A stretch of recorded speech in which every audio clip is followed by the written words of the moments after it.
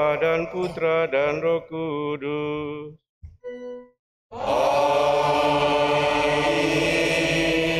Rahmat Tuhan kita Yesus Kristus, cinta kasih Allah dan persekutuan Roh Kudus bersamamu.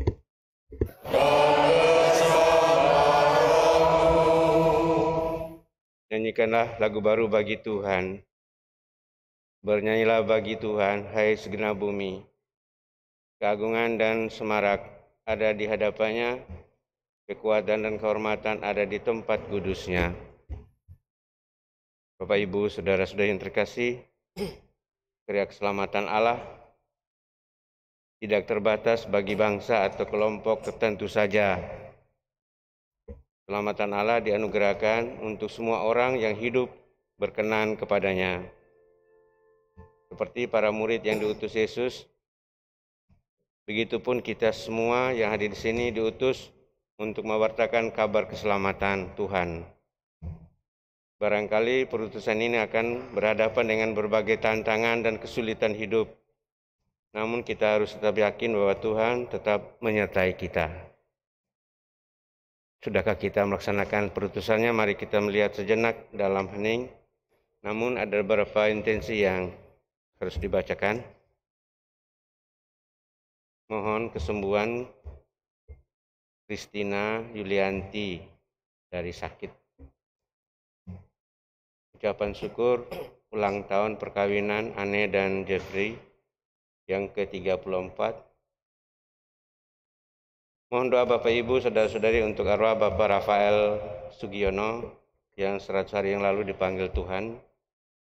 Mohon doa juga Bapak Ibu untuk damai kekal bagi arwah Bapak Fransiskus Suparto 35 tahun yang lalu meninggal.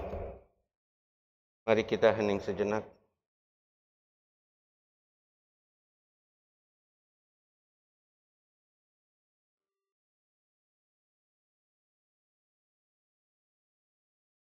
Saya mengaku kepada Allah yang Maha Kuasa dan kepada saudara sekalian bahwa saya telah berdosa dengan pikiran dan perkataan, dengan perbuatan dan kelalaian. Saya berdosa, saya sungguh berdosa. Oleh sebab itu saya mohon kepada Santa Roma Maria, kepada para malaikat dan orang kudus, dan kepada saudara sekalian, doakan saya kepada Allah Tuhan kita. Semoga Allah yang Maha Kuasa mengasihani kita, mengampuni dosa kita, dan mengantar kita ke hidup yang kekal. Amin.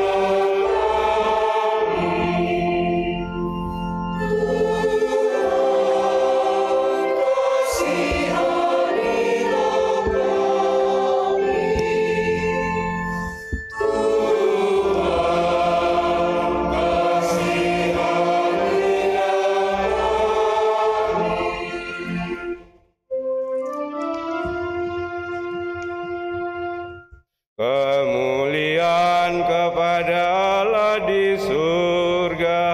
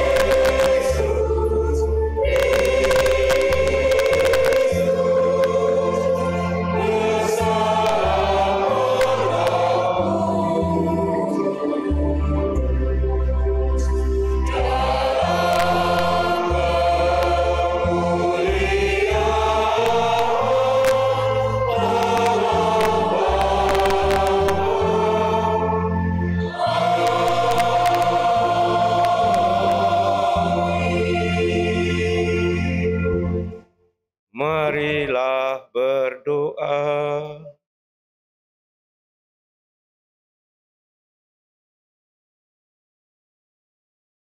Ya Allah, Putramu Yesus Kristus telah hadir di dunia untuk mewartakan pertobatan dan datangnya kerajaan-Mu sebagai terang. Kami mohon bukalah hati kami untuk mendengarkan sabda-Nya, agar kami dapat melihat cahaya-Mu yang akan menerangi hidup kami dan perjuangan kami dalam keseharian kami. Sebab Dialah Tuhan pengantara kami yang bersama dengan Dikau, dalam persatuan dengan Roh Kudus, hidup dan berkuasa, Allah sepanjang segala masa. Amin.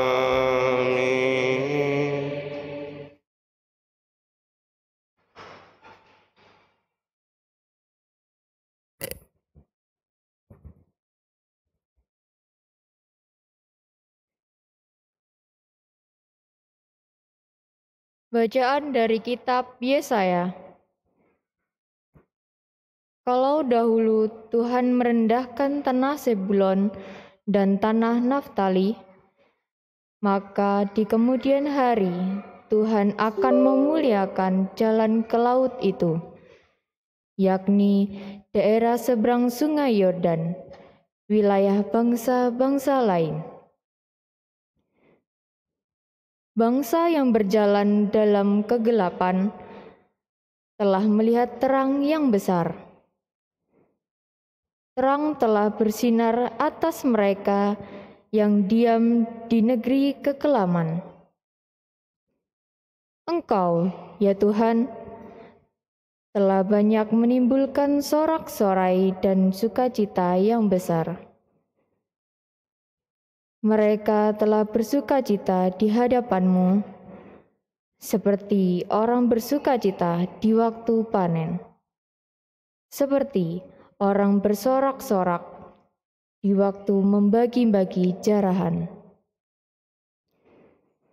Sebab kuk yang menekan bangsa itu dan gandar yang di atas bahunya, serta tongkat si penindas telah Kau patahkan seperti pada hari kekalahan Midian. Demikianlah sabda Tuhan.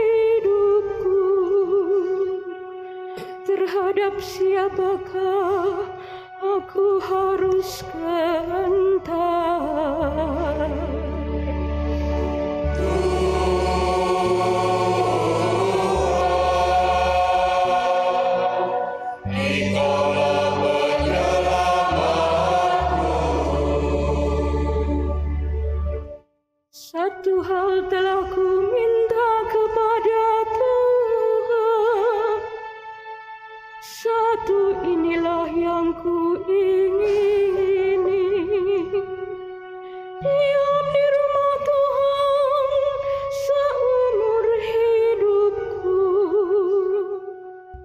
menyaksikan kemurahan Tuhan dan menikmati bait-Nya.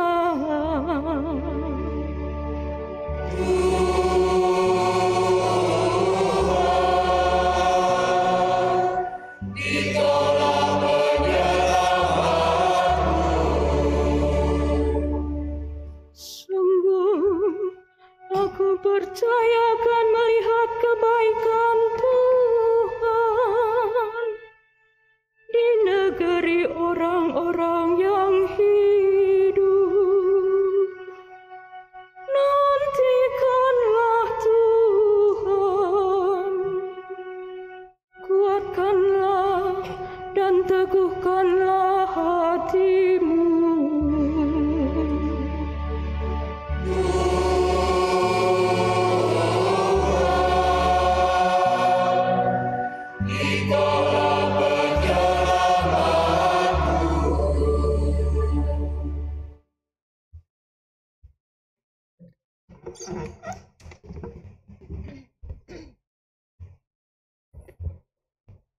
Bacaan dari surat pertama Rasul Paulus kepada jemaat di Korintus.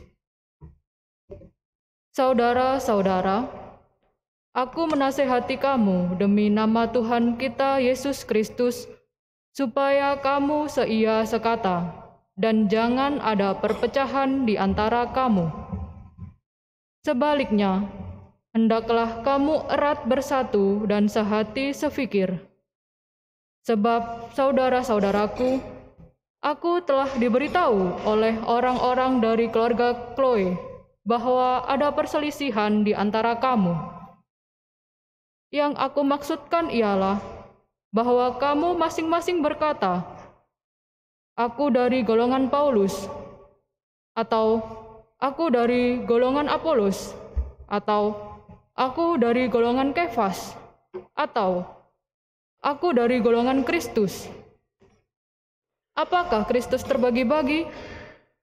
Adakah Paulus disalibkan demi kamu? Atau adakah kamu dibaptis dalam nama Paulus? Kristus mengutus aku bukan untuk membaptis, melainkan untuk memberitakan Injil. Dan itu pun bukan dengan hikmat perkataan, supaya salib Kristus jangan menjadi sia-sia. Demikianlah sabda Tuhan. Syukur kepada Allah.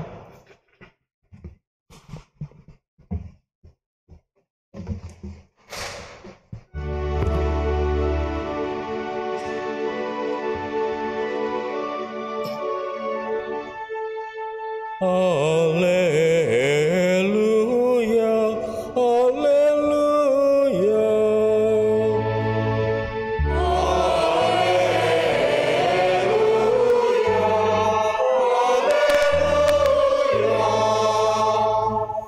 Yesus memberitakan Injil Kerajaan Allah, serta melenyapkan segala penyakit dan kelemahan.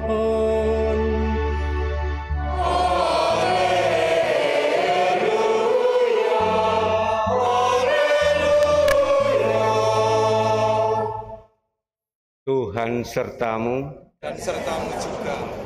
Inilah Injil Yesus Kristus menurut Santo Matius. Dimuliakanlah Tuhan.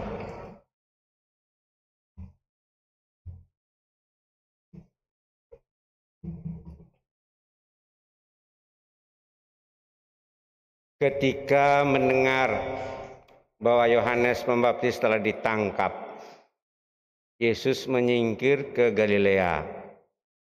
Ia meninggalkan Nazaret dan diam di Kapernaum di tepi danau, di daerah Zebulon dan Naftali. Dengan demikian, digenapilah firman yang disampaikan oleh Nabi Yesaya. Tanah Zebulon dan tanah Naftali, jalan ke laut, daerah seberang sungai Yordan Galilea, wilayah bangsa-bangsa lain, bangsa yang diam dalam kegelapan telah melihat cahaya yang besar. Dan bagi mereka yang tinggal di negeri yang dinaungi maut, telah terbit cahaya. Sejak itu Yesus mulai memberitakan, "Bertobatlah, sebab kerajaan surga sudah dekat." Ketika Yesus sedang berjalan menyusur danau Galilea, ia melihat dua orang bersaudara, yaitu Simon yang disebut Petrus dan Andreas saudaranya. Mereka sedang menebarkan jala di danau, sebab mereka penjala ikan. Yesus berkata kepada mereka, "Mari, ikutlah aku, dan kamu akan aku jadikan penjala manusia." Mereka pun segera meninggalkan jalannya dan mengikuti Yesus. Setelah pergi dari sana, Yesus melihat pula 2 orang bersaudara yang lain lagi, yaitu Yakobus anak Zebedeus dan Yohanes saudaranya, bersama ayah mereka Zebedeus. Mereka sedang membereskan jala di dalam perahu. Yesus memanggil mereka, dan mereka segera meninggalkan perahu serta ayahnya, lalu mengikuti Yesus. Yesus pun berkeliling di seluruh Galilea. Ia mengajar dalam rumah-rumah ibadat dan memberitakan Injil Kerajaan Surga, serta menyembuhkan orang-orang di antara bangsa itu dari segala penyakit dan kelemahan mereka. Demikianlah sabda Tuhan. Terpujilah Yesus.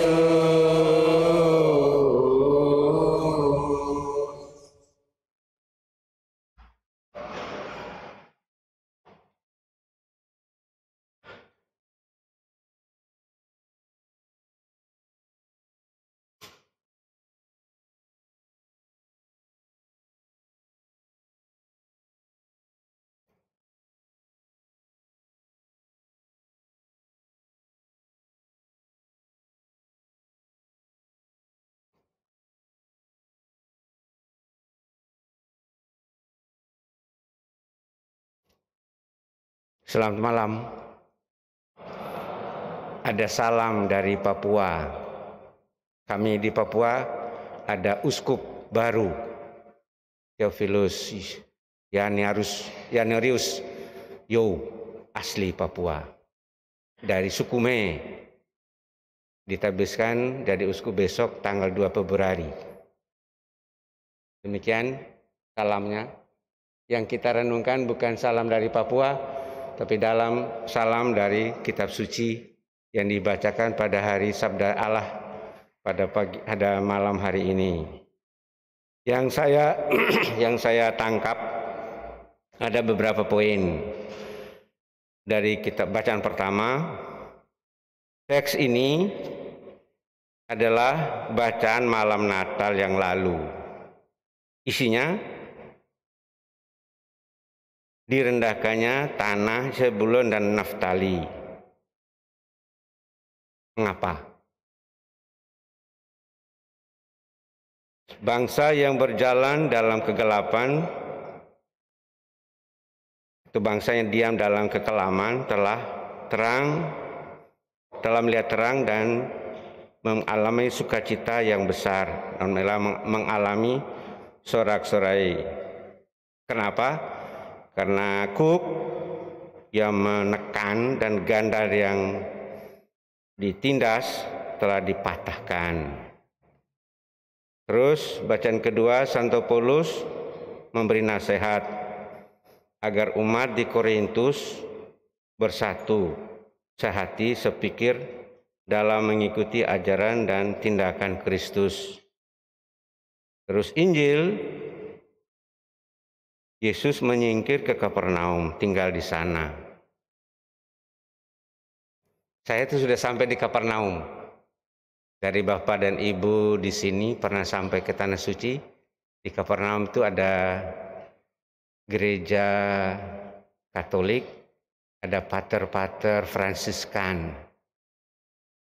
Mungkin di situ dari guide-nya bilang begitu, jadi saya ikuti saja. Oh, ini Kapernaum tuh ya. Jadi ada gereja bentuk perahu gitu. Tidak lama di situ. Nah, Yesus tinggal di situ karena dia takut dengan Raja Herodes karena sudah menangkap Yohanes Pembaptis. Teks ini menurut pandangan itulah kegenapan nubuat Nabi Yesaya. Terang telah terbit. Lalu Yesus mewartakan pertobatan. Kemudian poin lain Yesus memanggil murid-murid yang pertama, Petrus dan Andreas, Simon dan Andreas, Yakobus, dan Yohanes. Demikian Bapak Ibu, saudara-saudari yang saya angkat dari 3 bacaan ini.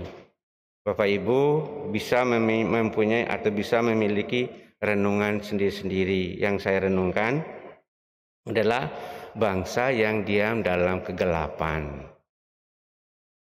Jadi zaman itu rupanya daerah Naftali dan Sebulon itu, Kapernaum itu dijajah oleh Tiglat-Pileser III. Diangkut semua ke Babel. Jadi zaman itu diangkut.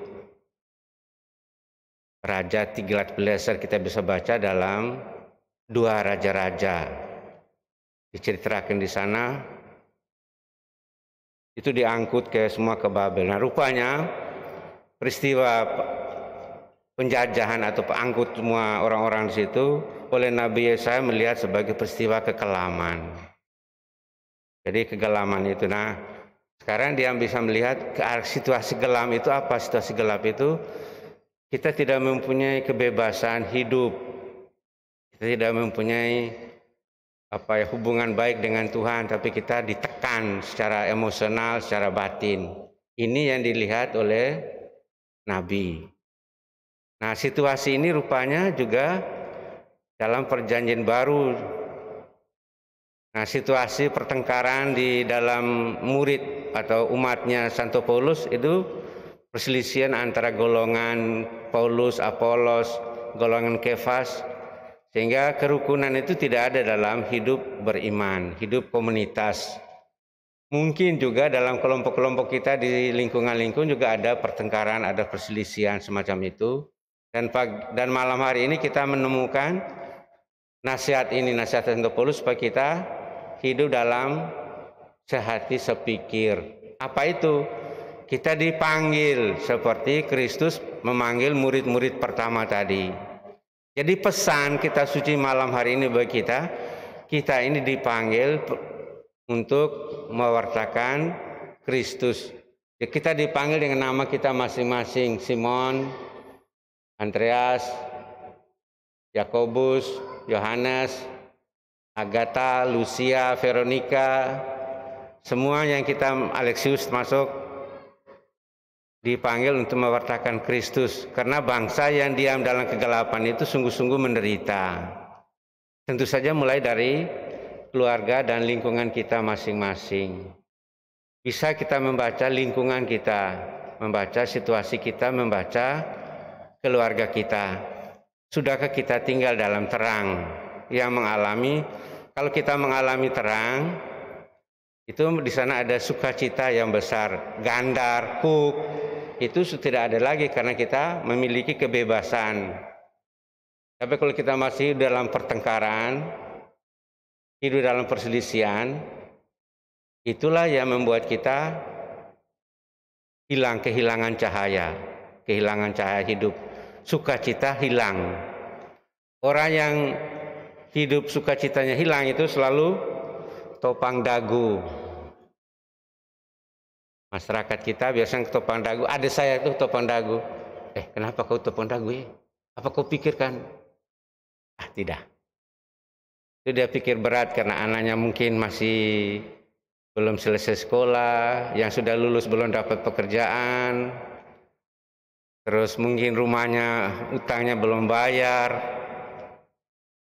cicilannya belum selesai, gajinya sudah turun. Ini adalah beban-beban yang kita hadapi sehari-hari. Nah, karena itu Bapak Ibu, saudara-saudari yang terkasih, sebagai pastor memberi nasihat juga kepada keluarga supaya keluarga-keluarga kalau mengalami kesulitan itu bukan mendapat matanya tambah gelap, hatinya tambah gelap, tapi berdua omong untuk menyelesaikan persoalan yang dihadapi. Jadi itu kita melihat Kristus di dalam kehidupan kita masing-masing. Memang kita menghadapi kesulitan-kesulitan itu bukan untuk tambah sulit. Memang kalau kita sudah omong berdua rundingan itu belum bisa menyelesaikan persoalan, tapi kita sudah menemukan suatu titik ketenangan hati dan batin. Ketenangan hati dan ketenangan batin itu menjadi awal penyelesaian masalah dan persoalan. Demikian Bapak Ibu, saudara-saudara yang terkasih, harapannya sepulang gereja ini kita sungguh-sungguh mengalami sukacita Kristus membawa terang, membawa kebaikan dalam keluarga dan lingkungan kita. Juga dalam pribadi kita masing-masing. Demikian Bapak Ibu, kita mohon rahmat Tuhan, Roh Allah yang di dalam hati kita untuk menerangi perjalanan perjuangan hidup kita. Amin. Mari kita berdiri bersama-sama. Aku percayakan Allah, Bapa yang Maha